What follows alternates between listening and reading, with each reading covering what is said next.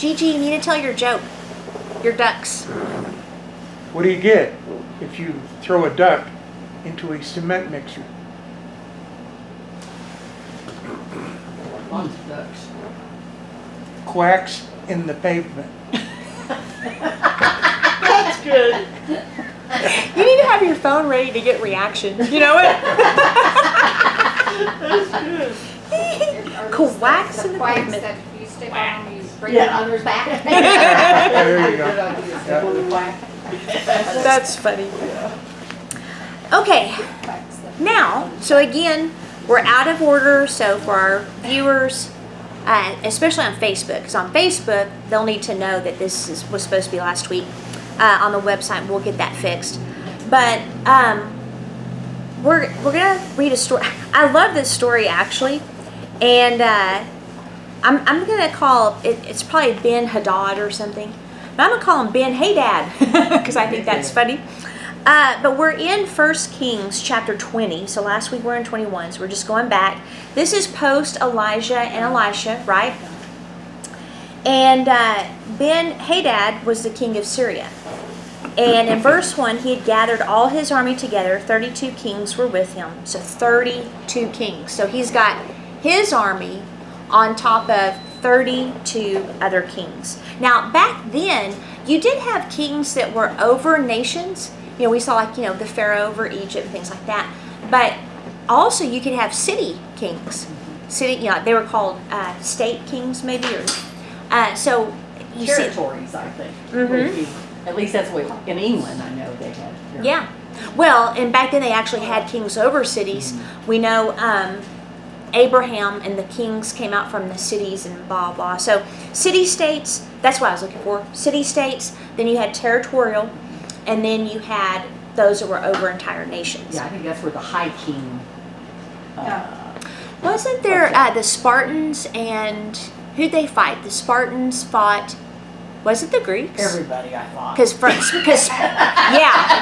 Sparta was actually a city. That was it. And they had their own government, and that's all they did is fight. Mm-hmm. That's what they were trained from the time they were little. But it might have been the Greeks that they fought. But anyway, so here we've got these 32 kings, and they're joining forces with them. They've got their horses and the chariots. And so Ben-Hadad went up. He closed in on Samaria, and he fought against it. And he sent messengers into the city to Ahab, king of Israel, and said to him, "Thus says Ben-Hadad, your silver and your gold are mine. Your best wives and children are also mine." Okay, so we already have a problem. The Bible says that the silver and gold are God's. So now he's accidentally picked a fight with God. What you doing? Looking ahead? Yeah. That's why you don't get to have your paper like everybody else, all the other people in the room. Okay, and then it says, "And the king of Israel answered, As you say, my lord, O king, I am yours and all that I have." So he's answering his enemy softly, right? Because he doesn't want to provoke him right then. So the messengers came again and said, "Thus says Ben-Hadad, I sent to you, saying, Deliver to me your silver and your gold, your wives and the children. Nevertheless, I will send my servants to you tomorrow about this time, and they shall search your house and the house of your servants, and lay hands on whatever pleases you, and take it away." Okay, so Samaria is the capital of Israel. We're now post Jeroboam, right? So we've got Ahab as king over Israel, and then we still have the southern kingdom of Judah. So basically he's saying, I'm going to come in and I'm going to pillage you, and there's nothing you can do about it. One thing that's important to keep in mind back then, and we'll see this in this story, and that is, this wasn't a fight just between kings and people. Back then it was a fight between their gods, and your God.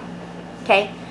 We're seeing that develop very quickly in America, where we're getting back to more of an idolatrous type mindset among the people. That's what happens when you remove God out of everything.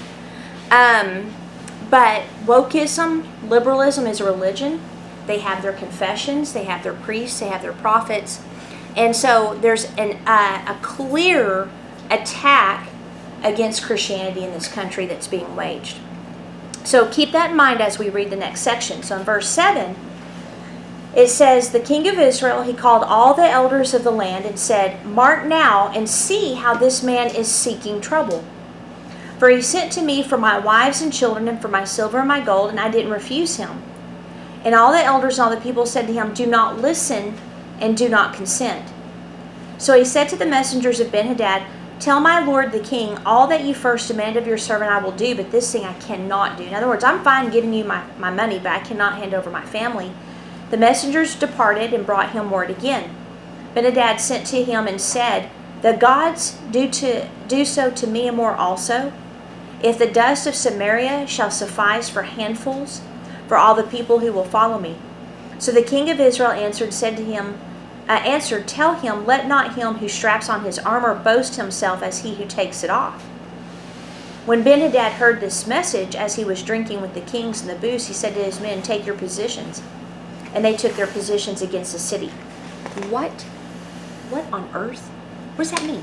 Okay, so I had to look this up. I had to know, what is going on here? Okay, so I'm going to read this out of the commentary. Can you give me a tissue? Thank you. Okay, so Ahab's, I'm just going to read it from the notes. Ahab's northern kingdom of Israel must have been quite strong at the time. For Ben-Hadad sought to overtake it with an allied army of 32 tributary kings, along with horses and chariots. So that sounds like what you were talking about, where there were like several, like probably governors, and they were joining forces under Ben-Hadad. And so his first objective was to lay siege against Samaria, the city from which Ahab ruled Israel. During the siege, he sent messengers to King Ahab demanding the surrender of his silver, gold, wives, and children. And initially he agreed. Yet when Ben-Hadad's messengers came back to Ahab announcing that the next day they would arrive and seize everything of value, Ahab decided to seek counsel from the elders of the land. The elders advised him to refuse his demands. So then, when Ben-Hadad received the news of his refusal, he sent the following ominous warning. May the gods deal with me, be it ever so severely, if enough dust remains in Samaria to give each of my men a handful. So that's what that means. In other words, I'm going to wipe the earth with your face. Okay, so Ahab maintained his ground and sent back to Ben-Hadad the following message in the form of a proverb. One who puts on his armor should not boast like one who takes it off. Now more about what I say in a moment, but let's first conclude the battle narrative. Okay, so again, what does this mean? Well, the commentary goes on and it says, one who puts on his armor should not boast like the one who takes it off. Sounds like a common saying, don't count your chickens before they hatch. Okay, so we're also familiar with, if you've done it, it ain't bragging. Problem was, Ben-Hadad had not quite done it yet. So the biblical narrative paints a very proud picture of Ben-Hadad as he makes demands of King Ahab and prepares to march into Samaria to take what he desires. No doubt he has been puzzled. He must have been puzzled by Ahab's bold reprimand. He made one tragic blunder. He forgot that Israel, even though rebellious, was still a nation that belonged to God. Okay? So I thought that was interesting. So don't count your chickens before they hatch. In other words, you're talking a lot of smack, but it may not turn out how you think. And I like, like a lot of times there's been a few people like in Street Outlaws or UFC where they would talk a lot of smack, and you took to heart what they said because they could usually back it up very well. Then you would have the other ones, they're talking smack and it's all mind games. They get in that thing and you're like, why are you even, racing? Why are you even in the UFC? So that's kind of what's going on here is you haven't proved anything yet. Well, and Satan does this to us is he intimidates with these great big huge amounts of threats. Yeah. And I'm going to do this and this is what's going to happen, and we take it, sometimes we just take it in and don't counter it. And you know what's shocking is Elijah took it in when Jezebel threatened him, and Ahab did not take it in when Ben-Hadad threatened him. That's kind of an indictment. You know what I mean? It's like, and the only thing I could think of is, again, we went over, just the different things he was going through, but also Jezebel probably did back up her smack. Yeah. You know what I mean? But still, it doesn't matter if they're a smack backer upper or not. You know, you don't allow intimidation, because intimidation is actually a form of witchcraft. So you have to be really careful. And you know, there's a good lesson for people like me, where if people try to intimidate, I will instantly be like, oh no. You know, like, no. I mean, and so you don't want to, he answered his enemy softly at first, right? And I think even Jesus said, agree with your enemy while you're, you know, because you don't want unnecessary attacks. So there's wisdom in answering an enemy softly at times while you get your strategy, but also not being intimidated and maybe talk a little smack yourself. I just can't help but think about when we sent the missile when President Trump was in there. The mother of all bombs? Yeah, and we sent that, and then China was over in the White House, and he told him about it over chocolate cake. I know, I love And I it. thought, you know, that is a way to make your case. Mm-hmm. He didn't have to go over. Mm-hmm. You, so when you're saying, you know, and then on the other hand, we had Obama cross this line. Russia, I'm drawing After his this line in the apology tour. sand, and Russia could care less because Right. he had nothing behind him. Well, and same thing with this guy. I mean, we've got 7 missiles that have been released just in January by North Korea. But it's The Art of War, Yes. right? Which I found out, that's a book that President Trump would either listen to or read every year. And so it's the psychological warfare. So can you imagine, you know, Yeah. sitting with this fancy schmancy dinner, dessert is served, you're having a nice conversation with the dictator chief, Well, he had to excuse himself at you one know, point. right? Government business. Excuses himself, sits down. Everything good? Takes a bite. Chews it. This is what we just had to drop the mother of all bombs on ISIS. You know what I mean? Like, you can just picture, and I would just get a bite, you know, after that. So and by the way, that came from our base, Moab. Oh, and ISIS is back. I didn't know if you guys knew that. They're back. But it's a strength that doesn't have to be Exactly. bragged upon. You know, you don't have to say a word. You just get to work, right? And I love that. I laughed so hard. That was Yeah. one of my favorites. And So- the media's like, can you imagine? I mean, what is President Xi thinking? He's thinking, if I don't behave myself, I might find myself in a tussle with this guy. Well, the thing is, he did not have to go and have a whole bunch of back and forth with China. Mm-hmm. China was there, said this man said he's going to do it, But and he did it. You know, To so- China's credit, they also had a bought and paid for virus that they released. Yes, I did. They were very quiet on their plans. So, but yes, it's I love. To me, I probably shouldn't love. I find things like that very masterful in The Art of War. I really like that. The way I look at it is, because I've heard the back and forths on should we have dropped the bombs on Japan, and They wouldn't have because- stopped. because it caused so many deaths. But how many deaths did it prevent? They had That- a number. You know what you look. Yes. Yes, and then we dropped this Moab. We dropped that. Mhm. But how many deaths did it prevent? Because they were killing their own people. Yeah. I mean, you know. Yeah. And so anyway. Yeah. Sometimes you have to just do things like that, That's right. unfortunately, because of man's evil heart. Yeah. Okay, so verse 13, so basically we're going to find. Okay. So behold, a prophet came near to Ahab, king of Israel, and said, thus says the Lord, have you seen all this great multitude? God's like, are you seeing what's happening here? Behold, I'm going to give it into your hand this day, and you shall know that I am the Lord. And Ahab said, by whom? And I'm like, good grief. Anyway, he said, but this is a neat plan. He said, thus says the Lord, by the servants of the governors of the districts. Now here's strategy. Okay, so this is what is happening. God is giving Ahab his strategy. And guess what? Those servants of the governors of the districts are in their house, right? So now we have a solution that is once again already there before the problem. So he said, well, who shall begin the battle? And he answered, you. Oh, goody, goody.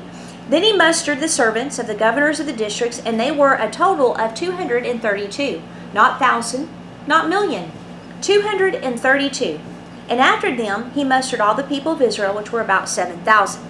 Okay, the first thing I want you to note is the role of the prophet. It's over and over and over the influence that we are supposed to have with leaders. I mean, it's all through Kings. It's all through Genesis. We're supposed to have influence with the leaders of the cities, states, even the nation. And we should take that very, very seriously, because I loved the idea that President Trump had a spiritual council around him. But I also think that at times they gave him advice that actually caused him to pull back when he should have pushed, because Christians get in this weird hippie style love, right?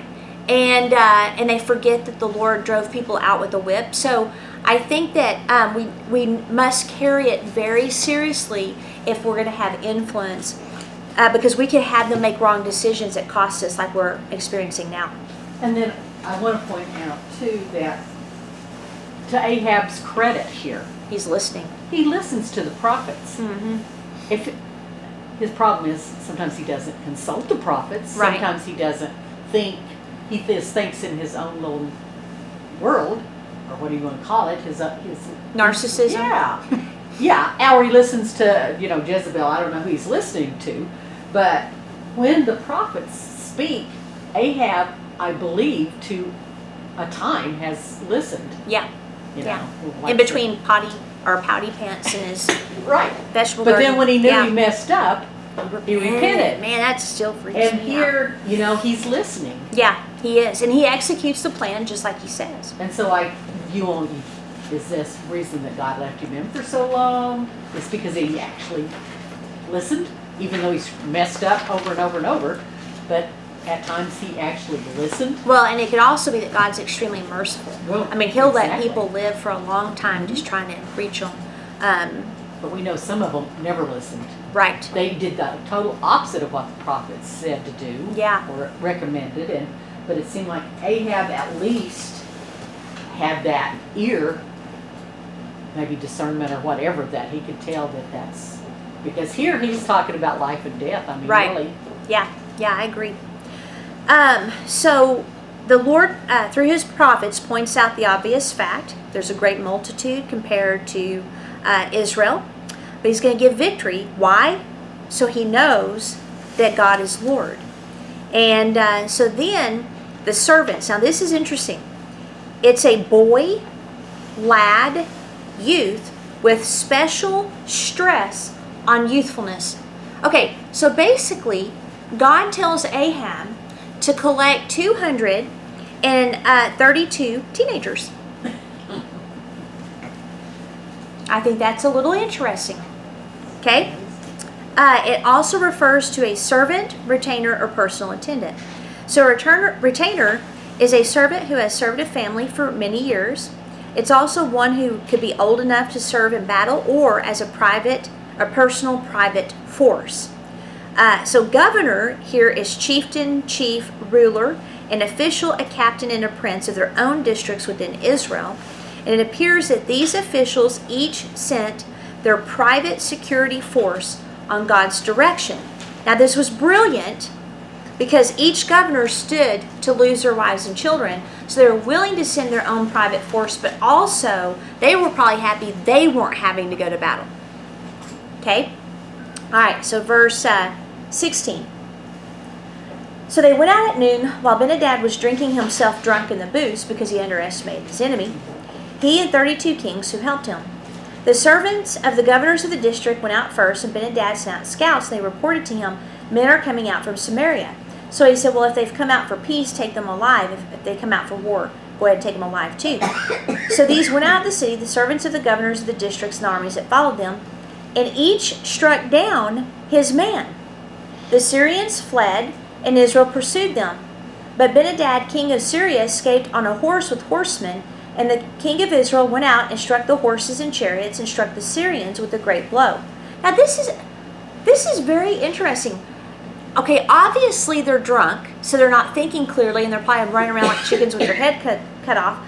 But these either teenagers or private security forces, very young people, are fighting these servants that the Assyrians sent out, and each one is killing their guy, and it causes the Syrians to flee. I mean, the odds were stacked. So, I mean, that's just really interesting. Okay. It's a mind game. If this little It boy is. can beat me as a man, then what's their man going to do to me? Yeah. Yeah. I mean, really, you know. Well, and then, to Ahab's credit as well, again, the very fact that Ben-Hadad's going after him is Ahab is ruling well. He's prospering Israel. Because if it wasn't for that, he probably wouldn't have been interested. But here's the key, what that I think Ben-Hadad did. He activated a spiritual law. In Proverbs 16:18, it says, pride goes before destruction, and a haughty spirit before a fall. So, again, he was picking a fight with God where he thought he was picking a fight with Ahab. But the war wasn't over. So in verse 22, they deal a great blow against the Syrians. The prophet came near to the king of Israel and said to him, come, strengthen yourself and consider well what you have to do, for in the spring this king of Syria will come up against you. That's a nice prophetic word. But here is a key. Okay, so it shows the different ways that God delivers, right? So the first time, he sends servants, they're defeated in a surprise attack. But now he's like, okay, he's going to come back, get your plan. You got to have a plan. So we got to understand, one of the keys is sometimes we find ourselves in situations where we need a quick plan and supernatural deliverance, or we're warned of something that's coming so we can prepare. Both are supernatural. Okay? So you want to make sure you listen, because wisdom is doing what you have to do before you have to do it. And that's how God works as well. And I think for some, especially in charismatic circles, they fly by the seat of their pants. And then they find themselves in trouble. They could have maybe prevented the trouble completely. So they've got to get their plan, because he's going to come back, probably when he sobers up in spring. So that tells me that not only did Ben-Hadad have pride, he also went out to wage war at a time when kings didn't. So that's kind of interesting, because kings would usually fight in the spring. Okay, so verse 23, and the servants of the kings of Syria said to him, their gods are the gods of the hill, so they're stronger than we, but let us fight against them in the plain, and surely we'll be stronger than they. And do this, remove the kings each from his post, and put commanders in their places. And muster an army like the chariot that you have lost, horse for horse, chariot for chariot, and then we'll fight against them in the plain. Surely we'll be stronger than they. And they listened to their voice and did so. Okay, so due to Ahab's disloyalty, they had a lot of idols. So for the Syrians, they're guessing that the reason they lost is because they were in the hills, and that's where their god dwells. So now they need to move it to the plains, which is, I guess, their god. Now, that's number one, dumb warfare, because you never want to fight from a lower advantage point. But that's their reasoning, okay? So in verse 26, it says, in the spring, Ben-Hadad mustered the Syrians, and he went up to Aphek to fight against Israel. And the people of Israel were mustered and were provisioned and went against them. The people of Israel encamped before them like, get this, 2 little flocks of goats. But the Syrians filled the country. So even with their preparation, there's still little bitty army. And then you have the Syrians. And that's why people are like, well, we don't want to get in a war with China. They million-man army, blah, blah, blah. Well, if God is for us, we'll be protected. I don't care how many people they have. And so numbers are not what's most important, as long as we have God on our side, which could be in question at the moment. Okay, so a man of God came near and said to the king of Israel, thus says the Lord. So here we have a prophet again. Because the Syrians have said, the Lord is a God of the hills, but he is not a God of the valleys. Therefore, I will give all this great multitude into your hand, and you shall know that I am the Lord. And so they encamped opposite one another 7 days. Then on the 7th day the battle was joined, and the people of Israel struck down the Syrians 100,000 foot soldiers in 1 day. And the rest fled into the city of Aphek, and the wall fell upon 27,000 men that were left. Okay. This is nuts. Okay, so again, they're prepared to fight, they're provisioned, they definitely listen to the prophets. Now we have another prophet saying, go ahead and strike. So the ninja sheep struck the big bad Syrian wolf and killed off their army. And the wall, did the wall come down because they pushed it down, or did the wall come down because God brought it down? We don't know. We just know that a wall took out the remaining 27,000. Okay, so that's just amazing. So Ben-Hadad, he also fled, and then he entered an inner chamber in the city. And his servants said to him, behold, now we have heard that the kings of the house of Israel are merciful kings. Let us put sackcloth around our waist and rope on our heads and go out to the king of Israel. Perhaps he will spare your life. So they tied sackcloth around their waists and put ropes on their heads, and went to the king of Israel and said, your servant Ben-Hadad says, please let me live. And he said, does he still live? He is my brother. Now the men were watching for a sign, and they quickly took it from him and said, yes, your brother Ben-Hadad. Then he said, go up and bring him. So Ben-Hadad came out to him and caused him to come up into the chariot. And Ben-Hadad said to him, the cities that my father took from your father I will restore, and you may establish bazaars for yourself in Damascus, as my father did in Samaria. And Ahab said, I will let you go on these terms. And so he made a covenant. Okay, he probably should have killed him, but here's an interesting side note. Ben-Hadad means son of God. Hadad itself also means joy, noise, and clamor. So I wanted to point out we're in a decade that's a war over sound. Now, I find that very interesting. He's called Son of God, and he makes a bunch of noise, but he was the enemy. Okay? And so we've got to have discernment. Just because someone appears to be a Christian, or they appear to be a reasonable or whatever, we've got to pay attention, because they may be giving us a deceptive sound. Okay. So a certain man, here we go again, of the sons of the prophets, said to his fellow, at the command of the Lord, strike me, please. But the man refused to strike him. Then he said to him, behold, you have not obeyed the voice of the Lord. Behold, as soon as you have gone from me, a lion will strike you down. And as soon as he had departed from him, a lion met him and struck him down. Then he found another man and said, strike me, please. And the man struck him and wounded him. So the prophet departed, and he waited for the king by the way, disguising himself with a bandage over his eyes. Okay, so now this is let me just tell you what's going on here. Yeah, it's confusing. This one gets me. So the prophet wants to speak to Ahab, but he needs to have a wound so he can disguise himself. When the first guy, obviously is an S, wouldn't strike the man, what? I ain't going to hit you. Fine, you'll get eaten by a lion. Whoa, whoa. So I'm not sure, what the dynamic here is with a prophet and the public, but maybe give a little bit of coaching before you send a lion to eat him. I don't know. Just saying, right?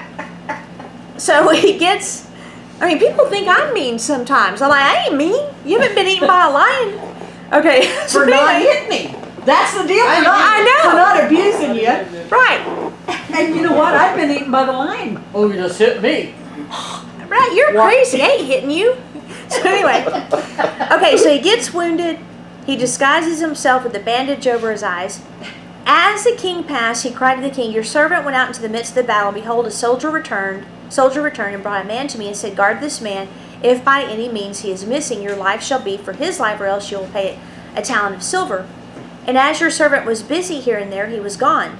So the king of Israel said, so shall your judgment be. You yourself have decided it. So he hurried to take the bandage away from his eyes, and the king of Israel recognized him as one of the prophets. And he said to him, thus says the Lord, because you have let go out of your hand the man whom I devoted to destruction, Therefore, your life will be for his life, and your people for his people. And the king of Israel went to his house and was pouty pants when he got there. You can read it right there in verse 43. Okay, here's the deal. He was supposed to eliminate the sound. He was supposed to eliminate the noise, the clamor that was in contradiction. Pride comes before a fall. Haughtiness before destruction. Ben-Hadad picked a fight with God. God wanted him completely wiped out. Ahab didn't do that because he wanted the cities. He could have gotten the cities anyway. If he would have struck down the king, he could have then invaded and gotten Damascus and all of them anyway. But instead, he took the easy way out. Okay? He didn't want to put forth the effort or whatever it was. So he was supposed to have killed the son of noise, the son of clamor, because God had devoted him to destruction. Now, the word devoted is similar to the Greek word anathema. But listen to this and why he was devoted to destruction. The definition is, quote, a thing hostile to theocracy and therefore to be destroyed. Okay, theocracy is the rule of God. So Ben-Hadad wasn't just a king going after more land. He was a king who launched a holy war against the God of Israel. Okay? He was hostile to God. He was hostile to his government on earth. Death was required because once a ruler is set upon waging war against God and his people, it is almost impossible to turn him or her. Okay? It's demonic, and it's the spirit of Antichrist. So we've got people, that's why I tell people, and it's probably why working on my scrapbook of scoundrels was so important, because to me, these people are after God in our government. They're after God. And it's really hard to not be like, okay, go ahead and bring it, because your demise is going to be for sure. And that's not the attitude we need to have in a new covenant relationship, right? The age of grace. But at the same time, we must be aware that there may be times where we will have to come into agreement with the judgments of the Lord, good or bad, and pray those in. Well, that's interesting that he called and listened to the strategies to beat, but then when he after he had won, Yep. then he just didn't even bother to consult God again, Right. or the prophets or whatever. Right. That he just did what he wanted. Well, and it was also partial obedience because God let him know he wanted Ben-Hadad Right. dead.